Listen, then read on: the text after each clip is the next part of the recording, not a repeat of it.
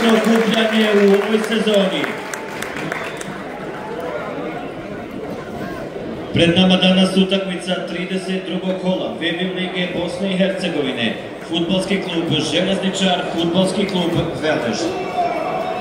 Za goste iz Mostara danas igraju 31 Lazović, 4 Dino Habilović, 7 Omar Pušeš, 8 Ante Hrkač, 11 Mihajl Minavić, 19 Zelmir Pitro, 21 Vasilije Đurić, 22 Karlo Išacegi, 47 Amar Milak i 70 Nikola Srečković.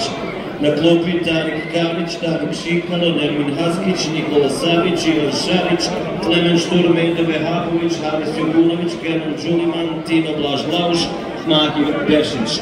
Glavni trener Vladimir Janković.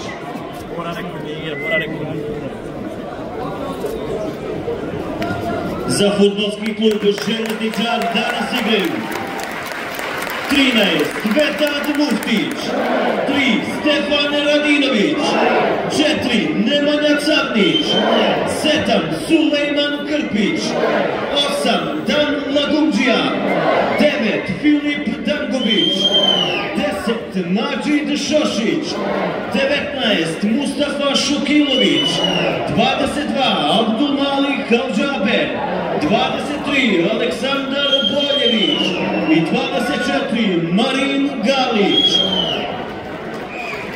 Na klupi Tarik Abdullahović, Adam Duška, Jadvin Motinaka, Afan Fočo, Vinicius Pejšoto, Džeran Šabić, Muso Karjašević, Ognan Laušević, Ajman Šentin, Malik Kolić i Martin Mirčevski. Glavni trener Omer Joldić. Glavni sudija današnje utakmice Luka Bilbija, pomoćnici Mirza Demir i Damir Lazić, četvrti sudija Ernest Džemidžić. VAR sudije Dragan Todić i Arnam Novalić, delegat Safet Radmilović, kontrolor Tomislav Čujić, predstavnik bezbjednosti Alija Jašarević.